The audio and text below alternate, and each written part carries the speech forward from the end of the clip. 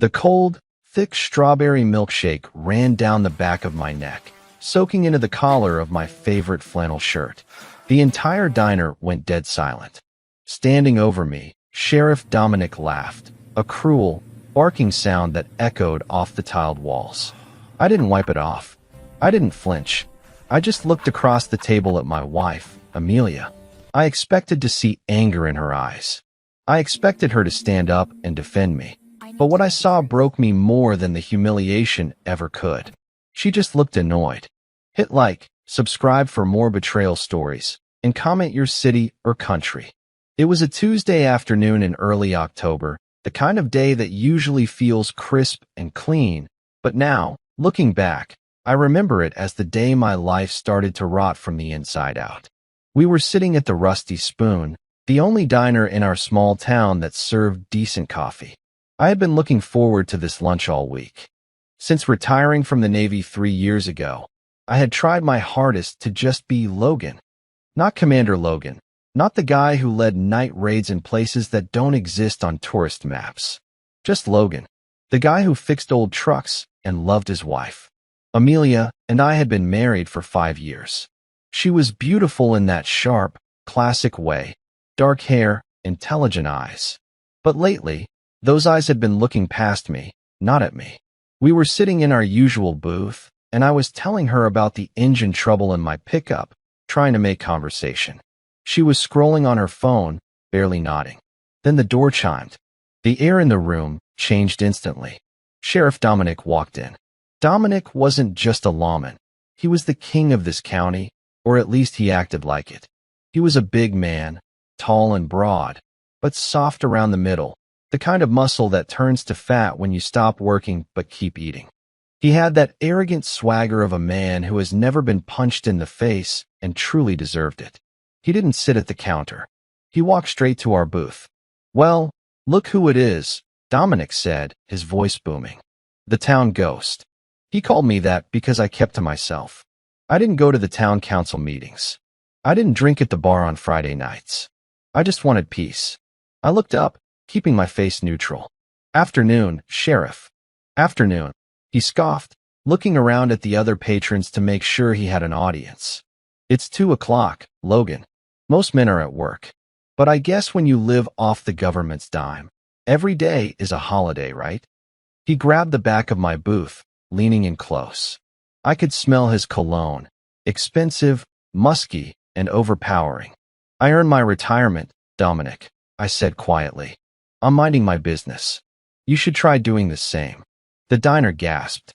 You didn't talk back to Dominic. Not here. Dominic's face turned a shade of red that matched the ketchup bottles on the table. He smiled, but it didn't reach his eyes. He reached over to the table next to us, where a kid had left a half-finished strawberry milkshake. "You know what I think, Logan?" Dominic whispered, just loud enough for Amelia to hear. "I think you're trash. I think you came to my town because you couldn't hack it in the real world. You're just a stray dog looking for scraps." And then he tipped the glass. The pink sludge hit my head with a heavy slap.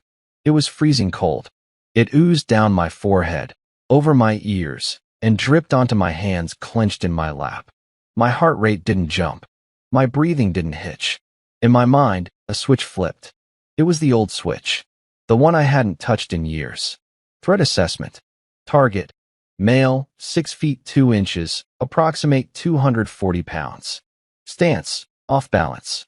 Right hand occupied with the glass. Action. Strike throat, sweep leg, incapacitate. I could have ended him before the glass hit the floor. I could have broken his wrist in 3 places and slammed his face into the table. It would have taken me less than 2 seconds. But I didn't move. I was a SEAL. We don't fight for ego. We fight for survival. And beating a small-town sheriff into a coma in front of 20 witnesses wasn't survival. It was suicide. "Whoops," Dominic grinned, tossing the empty glass onto our table. "Slippery hands. Clean yourself up, trash. You're ruining the appetite of the good people in here." He turned and walked away, laughing. The diner was silent. No one moved to help me. They were all terrified of him. I took a napkin and slowly wiped the milkshake from my eyes. Then, I looked at Amelia. This was the moment. This was when my wife, the woman I promised to protect and who promised to love me, should have been screaming. She should have been throwing her water in his face.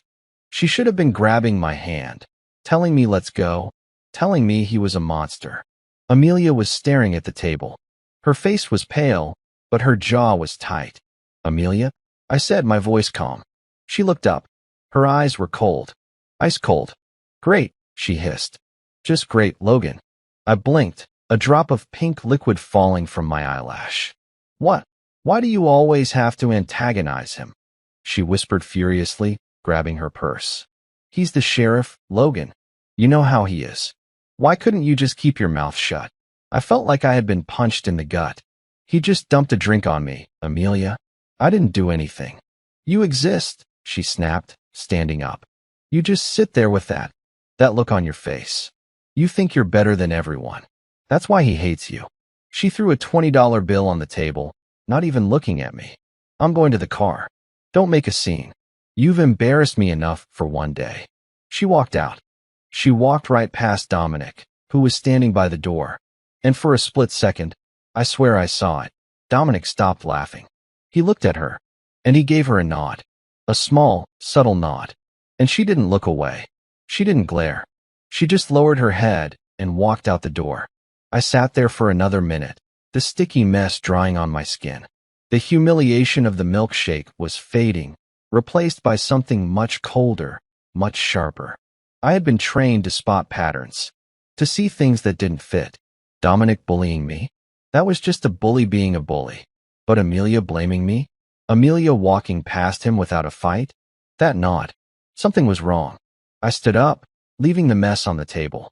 I walked out into the bright afternoon sun, feeling the eyes of the town burning into my back. I got into the passenger seat of our car. Amelia was in the driver's seat, gripping the wheel so hard her knuckles were white. Drive, I said. She started the car, peeling out of the parking lot. I don't want to talk about it, she said, cutting me off before I could speak. Just let it go, Logan. He's powerful. We can't win against him. I wasn't trying to win, Amelia, I said, watching the side of her face. I was trying to eat lunch with my wife. She didn't answer. We drove in silence for 10 miles. But the silence wasn't empty. It was heavy. It was screaming with things unsaid. When we got home, I went straight to the shower. I scrubbed the sugar and milk off my skin, the water turning pink as it swirled down the drain. I stood there for a long time, letting the hot water burn my back. I wasn't angry anymore. I was focused. Amelia thought I was just a retired mechanic. Dominic thought I was a drifting loser. They didn't know about the trident tucked away in my bottom drawer. They didn't know about the medals I never wore. They didn't know that I had hunted men who made Dominic look like a choir boy. I turned off the water and stepped out. As I dried off, I heard Amelia's voice from the bedroom. She was on the phone. Her voice was low, hushed. I know. It was bad. She was whispering. He didn't do anything. No, he suspects nothing. Stop it. I'll see you later. Yeah, but I stood frozen in the bathroom doorway, the towel in my hand. He suspects nothing. My blood ran cold. The milkshake was a distraction. The humiliation was a show. The war hadn't ended when I retired. It had just followed me home.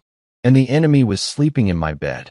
I stood in that bathroom doorway, water dripping from my hair onto the bath mat, listening to the silence that followed Amelia's phone call.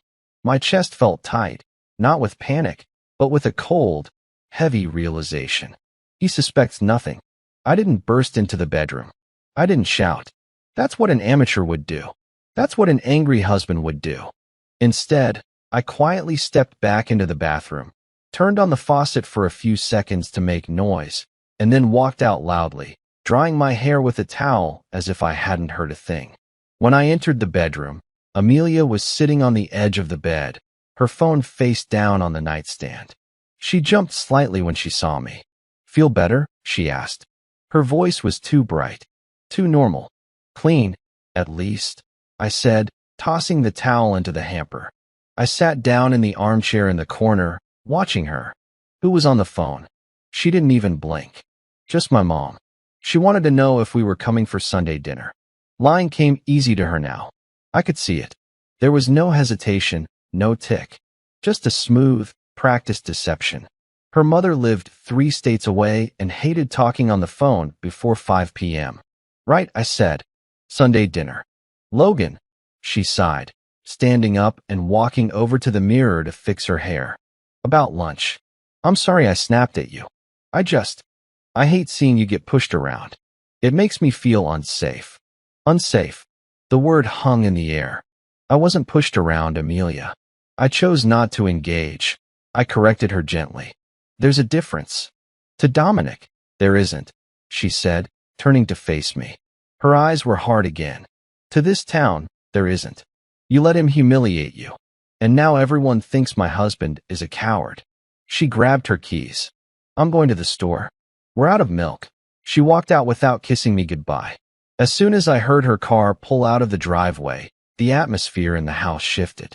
It felt empty, hollow. This house, which I had bought with my savings, which I had spent months fixing up, sanding the floors, painting the walls, suddenly felt like enemy territory. I didn't go to the kitchen. I went to the garage. I locked the door behind me and went to the heavy tool chest in the back corner. I pulled out the bottom drawer, reached underneath the false bottom, and pulled out a small, black Pelican case. Inside wasn't a gun. It was something far more dangerous in a situation like this. It was my old tech kit. Bugs.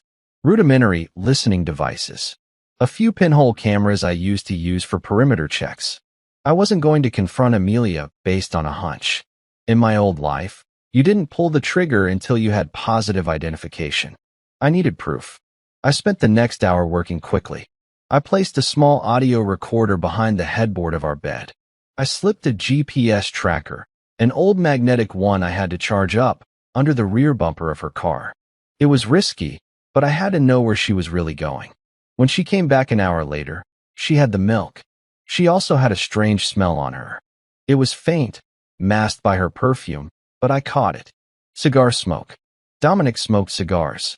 Imported ones. I had seen him chewing on them outside the station. I took the grocery bags from her, smiling. Thanks for getting these.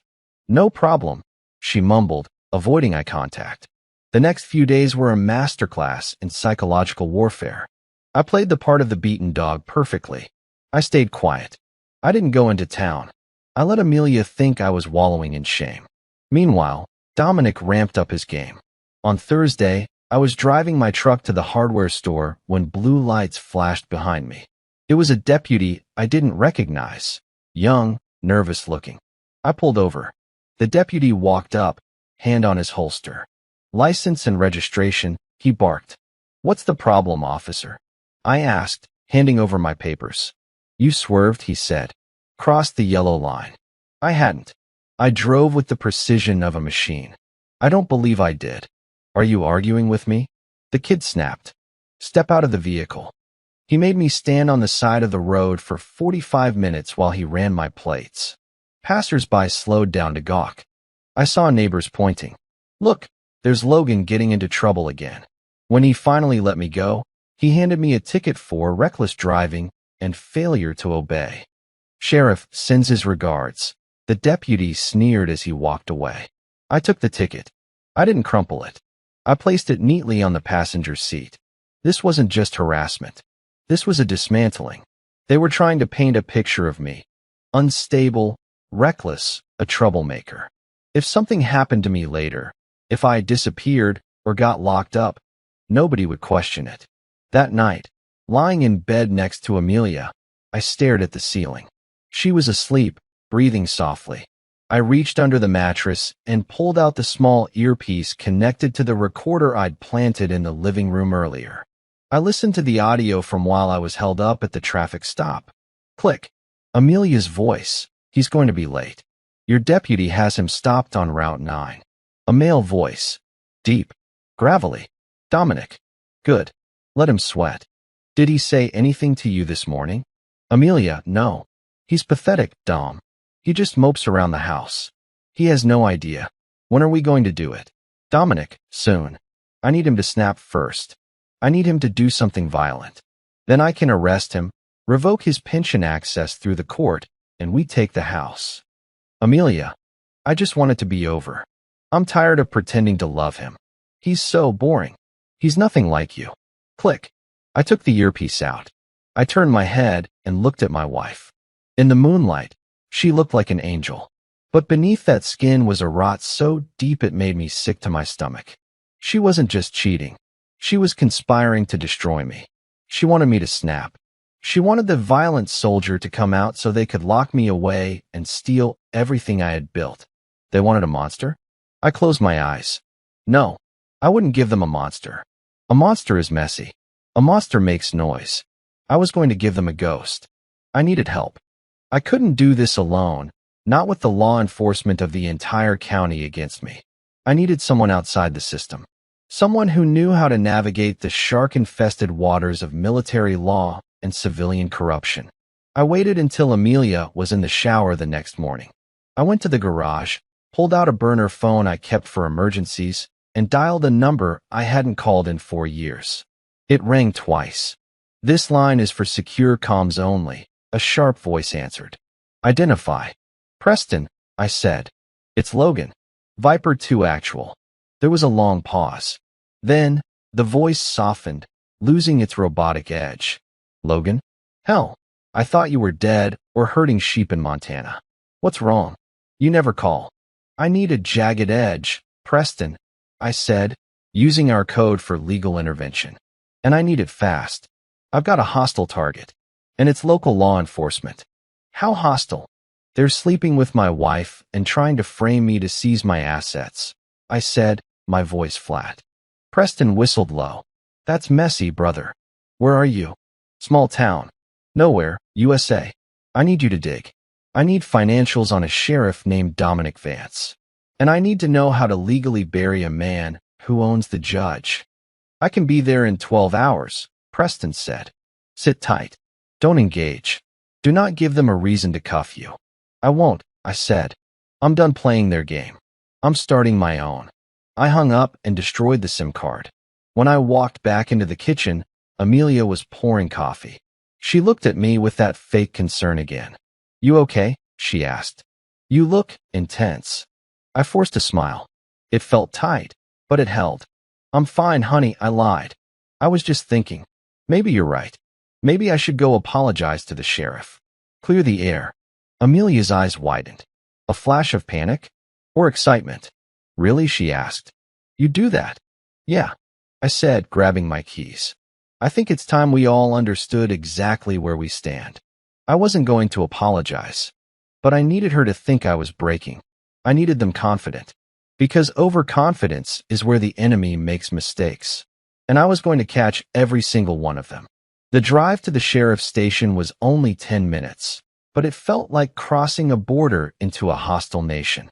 I had told Amelia I was going to apologize, to clear the air, but that was just tactical chaff, a distraction to keep her off balance. I wasn't going there to beg. I was going there to perform reconnaissance. When I walked into the station, the atmosphere was thick enough to chew on. The receptionist, an older woman named Brenda who used to wave at me in the grocery store, wouldn't even meet my eyes. She just pointed a thumb toward the back office. "He's expecting you," she muttered. Expecting me. Amelia had texted him. Of course she had. I walked down the narrow hallway, the linoleum peeling at the corners. Photos of Dominic shaking hands with the mayor and the governor lined the walls. A shrine to a tyrant. I pushed open the door to his office without knocking. Dominic was sitting behind a mahogany desk that was too big for the room, leaning back in a leather chair that groaned under his weight. He was cleaning a handgun, a chrome-plated .357 Magnum that looked more like a movie prop than a service weapon. "Well," Dominic smirked, not looking up from the gun. "The prodigal trash returns. Amelia said you were coming to kiss the ring." I stood in the doorway, keeping my hands visible but relaxed. "I came to ask what it takes to end this, Dominic." He laughed, a wet, hacking sound. He placed the gun on the desk, the barrel pointing uncomfortably close to my direction. "End it." He looked at me with mock confusion. "Logan, we're just getting started. You see, this town has an ecosystem. Predators and prey. You walked in here thinking you could just exist without paying your dues. I pay my taxes, I said calmly. Not those dues, he snapped, his eyes narrowing. Respect. Submission. You walk around like you're made of stone. It annoys me. And it annoys your wife. There it was. He was dangling it in front of me, daring me to react. Amelia is unhappy, I said, testing him. She says I'm boring. She says you're a corpse, Dominic corrected, his voice dropping to a cruel whisper. She says being with you is like living in a funeral home. She needs a real man, Logan. Someone with power. Someone who takes what he wants. He stood up and walked around the desk, stopping inches from my face. He was taller than me, heavier. He used that size to intimidate most men. But size doesn't matter when you know exactly where the vagus nerve is. Here's how this ends, Dominic hissed. You leave. You pack your sad little truck, you sign the divorce papers she's going to serve you next week, and you disappear. You leave the house. You leave the pension accounts. You leave her. And if I don't, Dominic smiled, and it was the ugliest thing I had ever seen. Then I'll make sure you get pulled over with a trunk full of meth. Or maybe you resist arrest and take a bad fall down some stairs. Accidents happen, Logan. Especially to lonely men. I held his gaze for 5 full seconds. I memorized the pores on his nose, the smell of his stale coffee breath, the slight tremor in his left hand, probably high blood pressure or early onset alcoholism. I understand, I said softly. Loud and clear, Sheriff. I turned and walked out. That's right, he shouted after me. Run away, little man. I walked out of the station and into the blinding sunlight. My heart was beating slow and steady. He wants my assets. He wants the house. He wants to frame me. This wasn't just about sleeping with my wife. This was a robbery, a slow-motion heist of my entire life. I got back in my truck and drove to the edge of town to an old motel called The Pines. It was run down, the kind of place that rented rooms by the hour. I parked in the back and waited. 20 minutes later, a black sedan pulled in next to me. The window rolled down. Preston. He looked exactly the same as he did in the teams. Sharp features, neatly trimmed beard, eyes that missed nothing. But now he was wearing a $3,000 suit instead of fatigues. Nice truck, Preston said, stepping out. Fits the sad country song vibe you've got going on. I got out and shook his hand. It was a firm, grounding grip. Good to see you, brother. Let's not get sentimental, Preston said, opening his trunk. He pulled out a silver metal briefcase. I ran the initial financials on your sheriff. You were right. It's a mess. We went into my motel room. I had rented it under a fake name just to have a safe house. Preston opened the laptop. Okay, look at this, he said, pointing to a web of transactions. Sheriff Dominic Vance earns a salary of $65,000 a year. Yet, 3 months ago, he bought a lake house in the next county under an LLC. Cash. For $100,000. Where's the money coming from? I asked. That's the interesting part, Preston said, tapping a key. It's coming from a construction company. Vance and Sons Construction. Owned by his cousin. But here's the kicker. That company has won every single municipal contract in this town for the last 5 years. Road repairs, school renovations, the new town hall roof. They bid high, they win, and the sheriff gets a consulting fee. Kickbacks, I muttered. Classic. It gets worse, Preston said. I looked into Amelia's accounts. My stomach tightened. Show me. She opened a joint account with him, Preston said gently. 2 weeks ago. Under her maiden name. There's already $50,000 in it. I stared at the screen. 50,000. That was from our joint savings. The money we were saving for a dream vacation she kept talking about. She had drained it. She stole it. I whispered.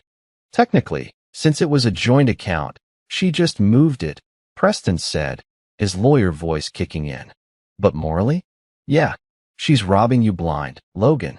I stood up and paced the small, musty room. The betrayal was absolute. There was no gray area left. No, maybe she's confused. She was an active combatant. So what's the play? Preston asked, watching me. We have evidence of embezzlement, but it's circumstantial. If we go to the state police now, Dominic might have friends there. He could bury this. We need something undeniable, I said, my mind racing. We need a confession, or we need to catch him in the act of something he can't explain away. He threatened to frame you for drugs, Preston reminded me. Exactly, I said, stopping in my tracks. A plan began to form. A cold, precise, dangerous plan.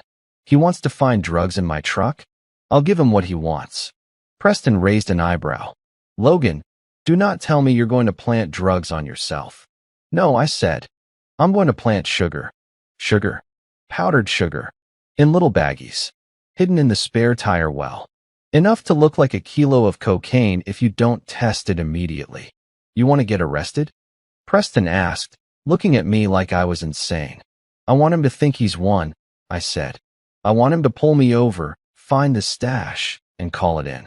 I want him to brag about it on the radio. I want him to arrest me in front of the whole town. Because once I'm in that cell, and the lab results come back as confectioner's sugar, he's going to look incompetent. And while he's distracted with that, you're going to raid his lake house. Preston smiled slowly.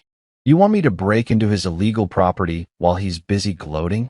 I want you to find where he keeps the ledger, I said. Guys like Dominic always keep a ledger. He doesn't trust his cousin. He has a hard copy of who paid him what. Find it. It's risky, Logan. If they field test that sugar. They won't, I said confidently. Dominic is arrogant.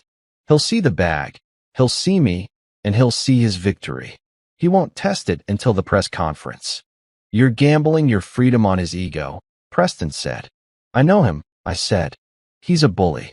Bullies don't check the details. They just want the punchline. I looked at the clock. It was 5 p.m. Amelia would be expecting me home. I have to go back, I said. I have to play the role for a few more days. Can you get the gear ready? Consider it done, Preston said. But Logan, be careful with her. She's dangerous. A traitor in the wire is worse than an enemy at the gate. I know, I said. I drove home. When I walked in, Amelia was cooking dinner. The smell of roast chicken filled the house, a domestic lime masking the rot. How did it go? She asked, not turning around. I apologized, I said, my voice trembling just enough to sound broken. He said he'd think about leaving us alone.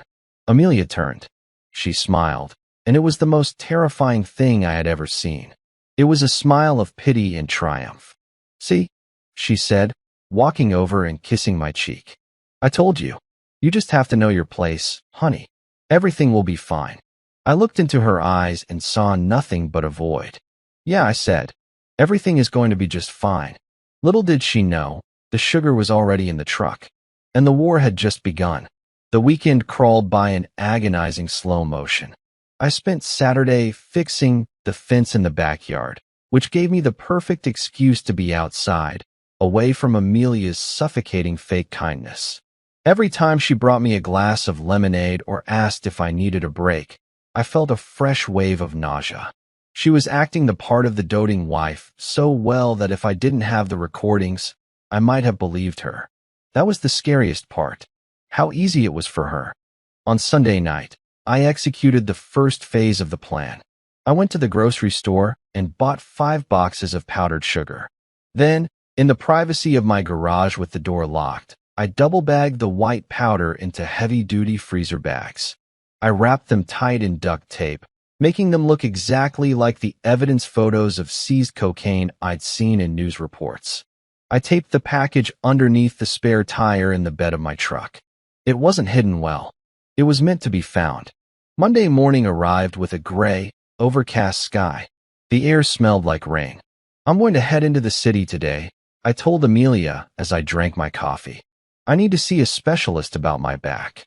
Oh, she didn't look up from her phone. Okay, be careful. I will. I walked out the door, knowing that within 5 minutes of my truck leaving the driveway, she would text Dominic. He's leaving town. Alone. I drove slow. I stuck to the speed limit. I took the main road that passed right by the sheriff's station. I wanted them to see me. I wanted to be the easiest target in the world. I was 5 miles out of town, on a stretch of highway bordered by thick pine woods, when I saw it. The black SUV in my rearview mirror. No lights yet, just tailing me. My pulse remained steady at 60 beats per minute. Here we go. The lights flashed. The siren chirped. I pulled over onto the gravel shoulder, putting the truck in park. I rolled down the window and placed my hands on the wheel at 10 and 2. It wasn't the young deputy this time. It was Dominic himself. And he wasn't alone. 2 other cruisers pulled up behind him. 3 officers for a routine traffic stop. He wanted an audience. Dominic walked up to the window, his hand resting on his gun. He was grinning like a shark. Step out of the vehicle, Logan. Reason for the stop, Sheriff? I asked calmly. We received an anonymous tip, he said, loud enough for his deputies to hear. Report of a vehicle matching this description transporting illegal narcotics. That's ridiculous, I said, injecting just the right amount of fear into my voice. I'm going to the doctor. Step out, he barked. I opened the door and stepped out. Dominic slammed me against the side of the truck, kicking my legs apart. He cuffed me tight. The metal bit into my wrists. Check the truck, he shouted to his deputies. Tear it apart. I stood there, face pressed against the cold metal of my truck, watching as they tossed my seats, ripped out the floor mats, and emptied my glove box. They found nothing inside. Check the bed, Dominic yelled. Check the spare. One of the deputies climbed into the back. He lifted the spare tire. Sheriff, I got something. Dominic's eyes lit up. He walked over as the deputy pulled out the duct-taped brick. It looked damning. It looked like a kilo of pure cocaine. Well, Dominic said, holding the brick up like a trophy. What do we have here, Logan? Baking a cake? Or are you running product for the cartel? That's not mine, I stammered. I don't know what that is. Save it for the judge, Dominic laughed. You are under arrest for possession with intent to distribute. That's a felony, Logan. That's 20 years. He leaned in close to my ear. I told you I'd make you disappear. Now, I own you. They threw me in the back of the cruiser. As we drove away, I saw Dominic holding the brick, laughing with his deputies. He didn't open it. He didn't test it. He was too high on his own victory. Perfect. They processed me at the station. Fingerprints. Mugshot. The orange jumpsuit. They threw me in a holding cell. A damp, concrete box that smelled of bleach and vomit. I sat on the metal cot and waited. 1 hour passed. Then 2. Dominic came by the cell. He was holding a cup of coffee, looking relaxed. Amelia is devastated, he said, shaking his head. I just called her. She's crying her eyes out. She says she can't believe she married a drug dealer. I want my phone call, I said. Sure, Dominic shrugged. Call whoever you want. Nobody can help you now. He handed me a phone through the bars. I dialed Preston's number. It's done, I said. I'm in. Copy that. Preston's voice came through, crystal clear. The distraction worked. Dominic's entire team is at the station celebrating your arrest. The lake house is empty. I'm breaching now. Find the ledger, I whispered. I'm in the office, Preston narrated. I could hear the sound of drawers opening in the background. Safe is cracked. Got it. Digital hard drive and bingo. A physical notebook. Logan, this is gold. He's got dates, amounts, names. The mayor is in here. Half the town council. Get out, I said. Get it to the state prosecutor. Already moving. By the way, did they test the drugs yet? No, I said. He's saving it for the press. Beautiful. Preston laughed. Sit tight, brother. The cavalry is coming. I hung up and handed the phone back to Dominic. Lawyer, Dominic sneered. Something like that. The rest of the day was a waiting game. I sat in that cell, meditating. I visualized the layout of the station. I counted the steps of the guard. But mostly, I thought about Amelia. She had agreed to this. She knew he was going to plant drugs, or thought he found them. She was willing to let me go to prison for decades just to get me out of the way. The woman I had shared a life with was gone. In her place was a stranger. Night fell. The station quieted down. Then, around 9 p.m., the heavy metal door at the end of the hallway opened. It wasn't a guard. It was Amelia. Dominic was with her, his hand resting possessively on the small of her back. She was wearing a black dress, looking like a grieving widow before I was even dead. "You have 5 minutes," Dominic said to her. "I'll be right outside." He gave me a gloating look and stepped out, closing the door, but leaving the viewing window open. Amelia walked up to the bars. She didn't look sad. She looked annoyed. "How could you be so stupid, Logan?" she hissed. "I didn't do it, Amelia," I said, standing up and walking to the bars. "You know I didn't." "Stop lying," she snapped. "Dominic showed me the drugs." "A kilo of cocaine? Are you insane? Were you trying to get rich quick?" "I thought we were broke," I said softly. "I thought we needed money." "So you became a criminal?" She shook her head. "I can't do this, Logan. I can't be the wife of a convict. It's humiliating."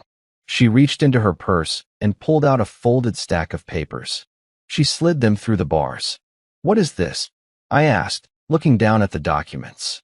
"Divorce papers," she said, "and a transfer of deed for the house. Sign them. If you sign them, Dominic says he'll put in a good word with the DA. Maybe get your sentence reduced." I looked at the papers.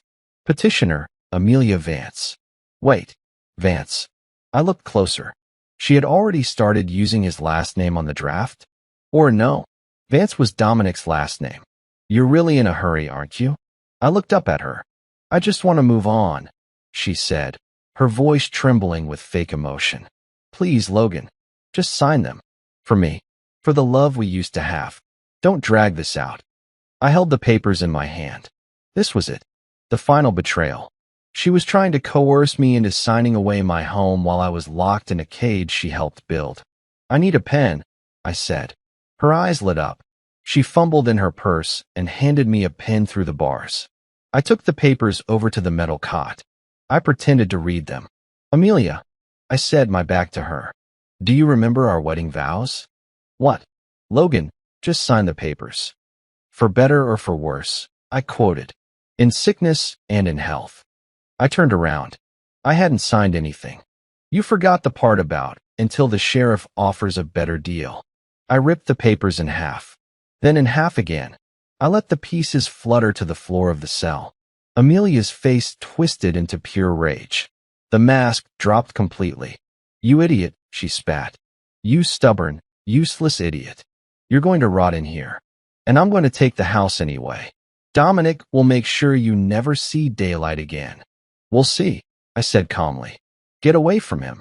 Dominic burst back into the room, seeing the torn papers. "That's it. Visit's over." He grabbed Amelia's arm, pulling her away. She was shaking with anger, glaring at me with pure hatred. "Enjoy prison, Logan," she screamed as he dragged her out. The heavy door slammed shut. Silence returned. I looked down at the torn papers. I felt lighter. The last thread of attachment to her was severed. I didn't love her anymore. I didn't even hate her. She was just a target now. I sat back down on the cot and closed my eyes. Any minute now. An hour later, the commotion started. I heard shouting in the front lobby. Doors slamming. The heavy boots of running men. Not deputies' shoes. Tactical boots. State police. Nobody moved. Hands where I can see them. I opened my eyes and smiled. The door to the cell block flew open. But it wasn't Dominic. It was a state trooper in full tactical gear, rifle raised. Behind him walked a woman in a sharp suit, the state attorney general. And next to her was Preston. Preston pointed at my cell. "That's him. That's the man you want to talk to." Dominic was dragged into the hallway a moment later, handcuffed. He was shouting, his face purple. "This is a mistake. You can't arrest me. I'm the sheriff." The attorney general looked at him with ice-cold disdain. "Sheriff Vance, you are under arrest for racketeering, money laundering, and conspiracy. And we'll be adding false imprisonment to that list." "False imprisonment?" Dominic screamed. He had a kilo of coke in his truck. Preston stepped forward, holding an evidence bag. He tossed it to the trooper. "Test it," Preston said. "Right now."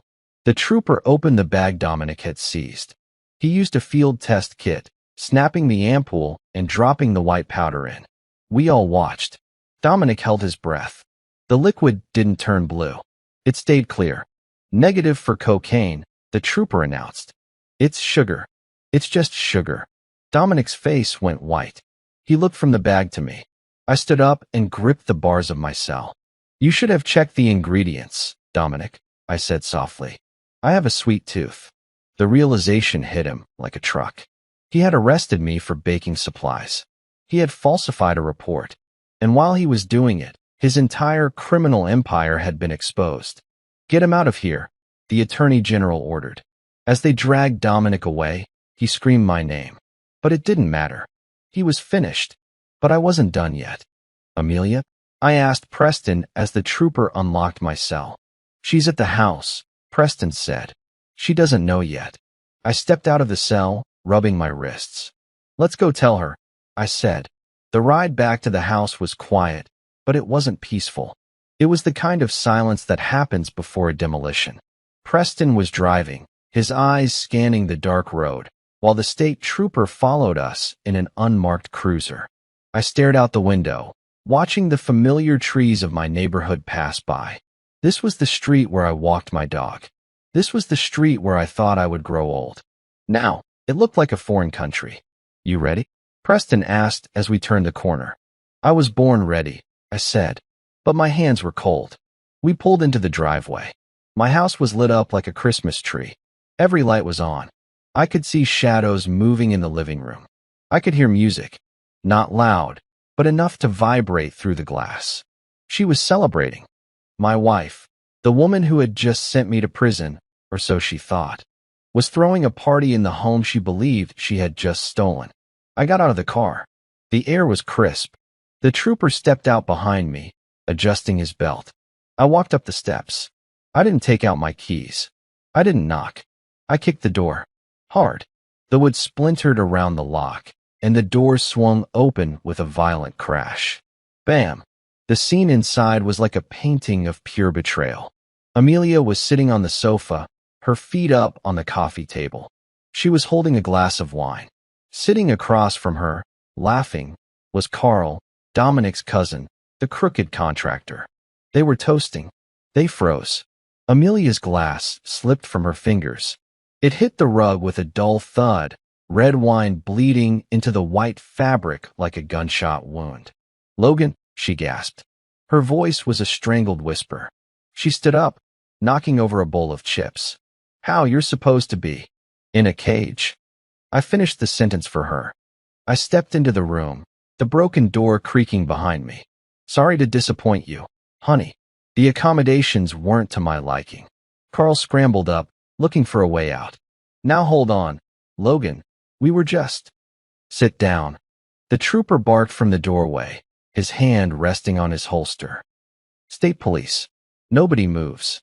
Carl collapsed back into the chair, his face turning gray. Amelia looked from the trooper to me, her mind racing, trying to find a lie that would work. I could see the gears turning. She smoothed her dress, forcing a smile that looked more like a grimace. Logan, she said, her voice trembling. Thank God. I was so worried. Dominic told me they locked you up. Carl was just helping me call a lawyer. I stared at her. It was impressive, really. The sheer audacity. A lawyer? I asked, walking closer. I picked up the divorce papers she had left on the side table, the ones she thought I had signed in my mind. Is that why you were drinking the vintage Cabernet I saved for our anniversary? To help you focus on the legal strategy? I needed to calm my nerves, she cried, reaching for my arm. Baby, you have to believe me. I'm on your side. I let her touch me for a second. Her hand was warm. It used to comfort me. Now, it felt like a parasite. Amelia, I said softly. Stop. I pulled a small audio recorder from my pocket, the one I had retrieved from the evidence bag Preston gave me. I pressed play. Amelia's voice filled the room, tinny and sharp. I just want it to be over. I'm tired of pretending to love him. He's so boring. He's nothing like you, Dominic. The silence that followed was absolute. Amelia's face crumbled. The mask fell off, shattering into a million pieces. She didn't look scared anymore. She looked hateful. You, she hissed, stepping back. You spied on me. I protected myself. I corrected. There's a difference. You creep. she screamed, suddenly lunging at me. You pathetic, paranoid creep. This is why I cheated. Because you're not a man. You're a robot. You just sit there and take it. Dominic is 10 times the man you are. Dominic is in handcuffs, Preston said, stepping forward. He's currently being processed for racketeering, fraud, and conspiracy. And you're named as a co-conspirator. Amelia stopped. What? The bank accounts, Amelia, Preston said, holding up a file. The joint account you opened with him? The money laundering? You signed the checks. That makes you an accessory. She went pale. I didn't know. He told me it was legal. Tell it to the judge, I said. But you won't be doing it from this house. This is my house, she shrieked. I put 3 years of my life into this place. You put $0 into the mortgage, I said calmly. And the deed is in my name, which means you are currently trespassing. I pointed to the open door. Get out. You can't do this, she sobbed, falling to her knees. The fight was gone. Now came the begging. Logan, please. It's dark. I have nowhere to go. My mom is 3 states away. I have no money. You have $50,000 in that secret account, I said, cold as ice. Oh wait, the state just froze that. Tough break. Please. She grabbed my leg. I'm sorry. I'll make it up to you. We can fix this. I love you. I looked down at her. I remembered the day we got married. I remembered promising to take care of her. But the woman on the floor wasn't the woman I married. She was a stranger who had tried to bury me. You don't love me, I said, pulling my leg away. You love the safety I provided. And now that safety is gone. I looked at the trooper. Officer, escort her off the property. Let's go, ma'am. The trooper said, grabbing her arm firmly. She screamed as he dragged her out. She screamed my name. She screamed curses. She screamed that she would ruin me. Then, the door slammed. I stood there with Preston and Carl. Carl was shaking so hard the chair was vibrating. I didn't do anything, Carl squeaked. I just build decks, man. You build money laundering schemes, Preston said. Get up. You're coming with us. The trooper came back in and hauled Carl out. Finally, I was alone. I looked around the living room. The wine stain on the rug. The broken glass. The smell of her perfume still lingering in the air. I walked over to the wall and took down our wedding photo. I looked at it for a long moment. We looked so happy. We were such good liars. I dropped the photo into the trash can. Clunk. You okay? Preston asked from the doorway. I will be, I said. We need to get to the station in the morning, Preston said. Dominic is going to be arraigned. You need to be there. And you said you had something to tell him. I do, I said. The final nail. What is it? I walked to the window and looked out into the night. Amelia was standing at the end of the driveway, illuminated by the street lamp, making a frantic phone call. Nobody was coming for her. Dominic thinks he's a soldier, I said to Preston. He thinks he's fighting a war for his fallen brother. He thinks I'm the villain who got Caleb killed. And you're not. No. I turned to face Preston. I'm the one who held Caleb's hand while he bled out. I'm the one who wrote the letter to his family that Dominic never read because their father burned it. Dominic has spent 10 years hating the only man who actually tried to save his brother. Preston let out a low whistle. When he finds that out, it will destroy him, I said. And I'm going to look him in the eye when I tell him. I turned off the lights in the living room. The party was over. The house was dark. Let's get some sleep, I said. Tomorrow, we finish this. The next morning, the air was still and cold. I drove to the county courthouse with Preston. I wasn't wearing my work clothes. I was wearing my old service uniform. Not the dress blues with all the medals. That would be too loud. I wore the simple, everyday fatigues. I wanted Dominic to see me not as a retiree, but as the man he had been hunting for a decade. We entered the small interrogation room. It smelled like stale coffee and fear. Dominic was sitting at the metal table, cuffed to a bolt in the floor. He was a mess. His expensive suit was wrinkled, his face was unshaven, and his eyes were red-rimmed and hollow. The king of the county was now just a tired old man in a box.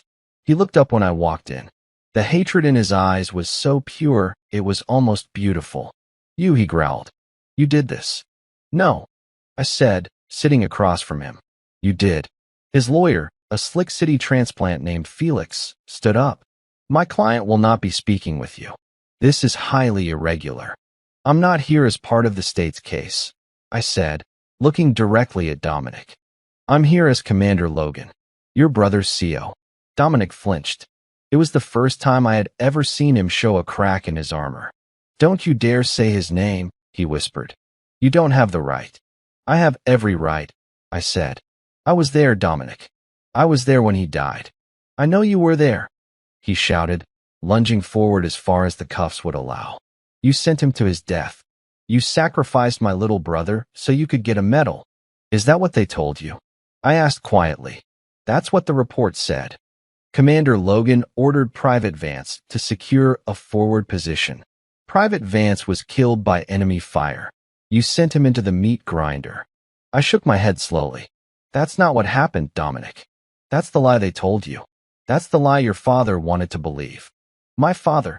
I wrote your family a letter, I said. A 3-page letter detailing exactly what happened that day. But your father burned it. He couldn't accept the truth. It was easier to blame me. Dominic was shaking his head, his face a mask of confusion and rage. No. We were pinned down. I continued, my voice steady. Trapped in an alley. The firefight was intense. Caleb panicked. He froze. He stood up when he should have stayed down. I leaned forward, my voice dropping. He took a round to the chest. He was dying. I ran out into the open to get him. I dragged him back behind cover. I took 2 rounds myself doing it. They shattered 3 of my ribs. I held his hand, Dominic. I put pressure on the wound. I told him he was going to be okay. But he wasn't. The last thing he said was, "Tell Dom I'm sorry." Dominic stared at me. Tears were streaming down his face now, cutting paths through the grime. You're lying, he choked out. Am I? I slid a folded piece of paper across the table. It was a worn, creased photograph. A picture of me in a field hospital, my arm in a sling, a massive purple bruise covering half my chest. On the back, it was dated 2 days after the ambush. The doctors told me if the bullets had hit an inch to the left, I would have died with him. He stared at the photo. The lie he had built his entire life around was crumbling. The righteous anger that had fueled him for 10 years was turning to ash in his mouth. He wasn't the avenging brother. He was just a bully who had been tormenting the wrong man for the wrong reasons. Why, he whispered. Why tell me this now? Because your brother deserved the truth, I said. He wasn't a hero who died following a bad order. He was a scared kid who made a mistake. And I was the man who tried to save him. That's the real story, Dominic. That's the ghost that has been haunting both of us. I stood up. Amelia knew, I said as I walked to the door. She knew about Caleb. I told her the story years ago. She knew how much pain you were in. And she used it. She pointed all that grief and rage at me so you too could steal my house. Dominic made a sound, a choked, guttural sob. It was the sound of a man completely and utterly broken. I didn't look back. Preston was waiting in the hallway. He's done, Preston said. The DA is offering him 40 years, no parole. After that little confession, he'll take it. He has nothing left to fight for. Good, I said. We walked out of the courthouse and into the bright sun. It felt different now. The air felt clean. My phone buzzed. It was a text from a number I didn't recognize. You ruined my life. I'm going to tell everyone what you really are. Amelia. She's not going to stop, I said, showing Preston the text. Let her try, Preston smiled. She has no credibility. The town already knows the truth. The story of Dominic's corruption is all over the local news. You're not the villain anymore, Logan. You're the man who took out the trash. I looked around the town square. People were looking at me differently. Not with fear, like they did with Dominic. Not with pity, like they did after the milkshake. They were looking at me with respect. A woman I recognized from the diner, the waitress who had watched me get humiliated, walked up to me. I'm sorry, she said quietly, for not doing anything. We were all so scared of him. It's okay, I said. I understand. What you did, she said, it took real guts. Thank you. She walked away. I realized then that the revenge wasn't about destroying Dominic or Amelia. It was about reclaiming my own story. It was about standing up, not with my fists, but with the truth. But this town was still full of ghosts. Caleb, Amelia, the man I used to be. Let's go home, I said to Preston. What are you going to do now? He asked as we drove. I'm going to pack, I said. My war here is over. 2 days later, I stood on the porch of the house for the last time. The for sale sign was already planted in the front yard. Preston had handled everything.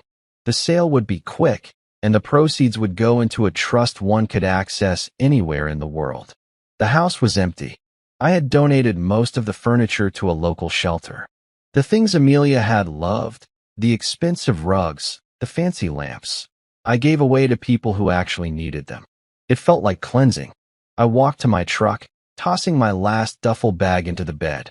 As I opened the driver's door, a cheap, rusted sedan pulled up to the curb. The engine sputtered and died. It was Amelia. She looked different. The polished, arrogant woman who had scolded me in the diner was gone. In her place was someone who looked 10 years older. Her hair was pulled back in a messy bun. She was wearing jeans and a sweatshirt that looked too big for her, and her eyes were puffy. She got out of the car and walked slowly up the driveway. She didn't have that confident strut anymore. She walked like she was afraid the ground might open up beneath her. Logan, she said. Her voice was thin. Amelia. I nodded, leaning against my truck. I heard you're staying at the motel. Yeah. She looked down at her shoes. It's temporary. Until I figure things out. She looked up at the house. You're really selling it? It's already sold, I said. A young couple from the city. They have a baby on the way. It'll be a good home for them. Tears welled up in her eyes. It was supposed to be our home. It was, I said softly. But you didn't want a home, Amelia. You wanted a fortress. And you wanted a king, not a husband. I was wrong, she whispered. A single tear rolled down her cheek. I was so wrong. Dominic, he used me. But I let him. I know that now. I thought I deserved more. I thought you were weak because you didn't fight everyone. She took a step closer, her voice breaking. But you're the strongest man I've ever known. You took them all down without throwing a single punch. I see that now. She looked at me with a desperate, fragile hope. Is it too late? She asked. For us? I mean, I have nothing, Logan. No money. No friends in this town anymore. Everyone looks at me like I'm garbage. Can't we just talk? Maybe start over. I looked at her. I looked at the woman I had once promised to spend my life with. I felt a pang of sadness deep in my chest. But it wasn't love. It was pity. Amelia, I said gently, I forgive you. Her face lit up. You do? I do, I said. Holding on to hate is like drinking poison and expecting the other person to die. I don't hate you. I don't wish you harm. I opened the truck door. But I don't want you in my life anymore. The hope on her face vanished, replaced by a crushing realization. Forgiveness doesn't mean access, I said. You made your choices. You betrayed me in the worst way possible, not just with your body, but with your heart. You tried to destroy me. I can forgive that, but I can never trust you again. But where will I go? She sobbed. You're smart, Amelia, I said, getting into the truck. You'll figure it out. But you have to do it alone. That's the only way you'll learn. I started the engine. The rumble of the diesel felt like a heartbeat. Goodbye, Amelia, I said. I didn't wait for her to answer. I put the truck in gear and pulled out of the driveway. I watched her in the rearview mirror as she stood there, alone in front of the empty house, growing smaller and smaller until she was just a speck in the distance. Then, I turned the corner, and she was gone. I drove through the town. I passed the diner. I passed the sheriff's station, where a new interim sheriff was already parking his car. I passed the park. I drove out onto the highway, the road stretching out before me like a blank page. I rolled down the window. The air rushed in, smelling of pine and rain and endless possibility. I reached into my pocket and pulled out my phone. I dialed Preston. You out? Preston asked. I'm clear, I said. Where to next? I smiled. For the first time in years, I didn't have a mission. I didn't have an enemy. I didn't have a target. West, I said. I hear the mountains are nice this time of year. Good hunting, brother, Preston said. No hunting, I said, watching the sunset paint the sky in shades of orange and purple. Just living. I hung up and tossed the phone onto the passenger seat. I wasn't Commander Logan anymore. I wasn't the victim. I wasn't the ghost. I was just a man driving down a road, finally, truly free. Story finished. Author's note to listeners. And that is how Logan found his peace. Not by becoming a monster, but by staying true to who he was. Now, I have a question for you, and I want you to be really honest. If you were Logan, could you have forgiven Amelia in the end, or would you have left her with nothing but your silence? It's a hard choice. Let me know what you would have done in the comments below. Also, I'd love to know where our betrayal family is listening from today. Drop your city or country in the comments. I read every single one. If this story moved you, please gently hit that like button and subscribe. It helps us share these stories with more people who love deep, emotional thrillers just like you. And finally, tell me, what kind of stories do you want to hear next? Do you want more military revenge? More family secrets? Or maybe something darker? Let me know your favorite type of story in the comments, and I'll create it just for you. Until next time, in our next epic revenge story, take care of yourselves and watch your back.